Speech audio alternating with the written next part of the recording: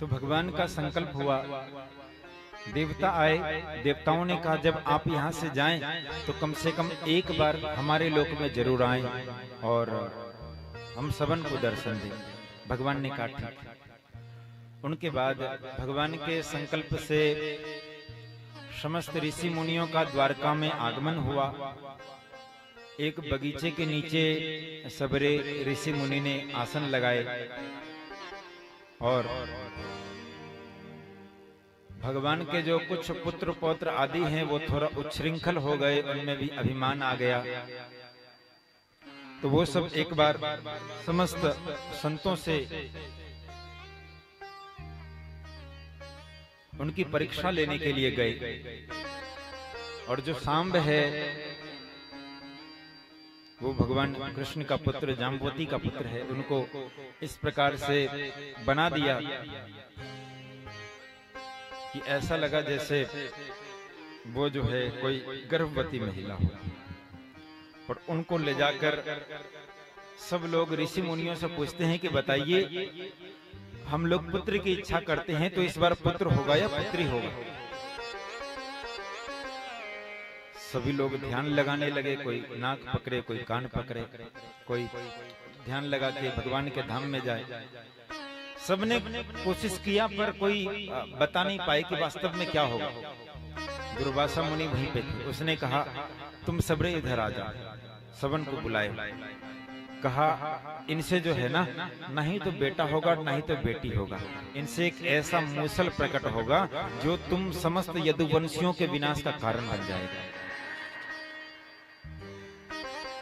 सबरे घबराए, घबरा के भागवे लगे। और जब पोटली हटाई ना, पेट के वस्त्र हटाए, तो देखा कि सही में मूसल प्रकट हो गया। कहा अरे ऐसा तो हमने भीतर में कुछ रखा नहीं था, हमने तो बस वस्त्र रखे थे, ये मूसल कहां से आएगा? सब लोग बहुत ज्यादा दुखी हुए और दौड़ कर भाग कर गए राजा उग्रसेन के पास। कहा महाराज ऐसी गलती है गई कि अब मोए बहुत पश्चाताप है रही, कहा करूं? उग्रसेन ने कहा हमने पहले ही समझाया था कि संतों का कभी उपहास नहीं उड़ाना चाहिए, मजाक नहीं करना चाहिए, उन्हें कभी कम नहीं समझना चाहिए। ऐसा करने से बहुत दोष लगता है। लेकिन तुम सबने मानी नहीं, तो अब देखो फिर होने को कौन टाल सकता है? राजा उग्रसेन ने कहा कि ऐसा करना, ये बात भगवान कृष्ण को पता नहीं चली, क्योंकि अगर उसे पता चलेगा तो काल तो बाद में तुम सबको मारेगा। उनकी दृष्टि से तुम सब नहीं बच पाओगे, क्योंकि वो संत को बहुत पसंद करते हैं। अब कृष्ण को तो सब पता ही रहता है, ये सब कृष्ण की ही इच्छा से हो रहा है। कृष्ण की इच्छा से ही समस्त संतों का द्वारका में आगमन हुआ है, और कृष्ण की इच्छा से समस्त यदुवंशियों को श्राप लगा। अब समस्त यदुवंशी उनसे छुपा रहे। उद्धव जी भगवान कृष्ण के पास आए और उद्धव बृहस्पति के शिष्य हैं, परम विद्वान हैं, सब जानते हैं। और इतना ही नहीं, जो भीतर की बात है ना कृष्ण की, वो भी उद्धव जानते हैं। और जैसे कृष्ण के सखा अर्जुन है ना गीता में, उसी प्रकार भागवत के अनुसार कृष्ण के जो परम मित्र है ना, जो कृष्ण के रोम रोम को, संपूर्ण अस्तित्व को जानते हैं, वो उद्धव है। और कृष्ण कहते हैं अगर मैं ना रहूं तो ऐसा समझना कि उद्धव अगर है तो मैं ही हूं, क्योंकि उद्धव के रूप में मैं ही हूं। उद्धव हमारा ही दूसरा रूप है। इतनो महाराज कृष्ण उद्धव से प्रेम कर। अब कृष्ण का उद्धव से ऐसा प्रेम है वो कोई और नहीं जानते थे।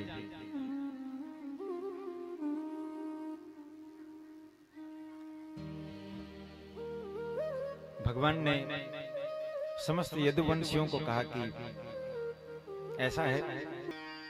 और महाराज जब श्राप लग गया ना, सबकी बुद्धि खराब हो गई। और वो जो मूसल था, उग्रसेन ने उसको समुद्र में फेंकवा दिया। कहा इसको समुद्र में फेंक दो।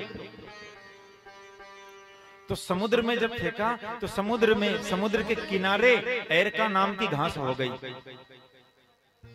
और एक कील बचा। उसे एक बहेलिये ने लिया और उस बहेलिये ने उसे अपने बाण में लगाया। वैसे तो उस कील को एक मछली निगल लेती है, उस मछली को मल्लाह ने पकड़ा होता है।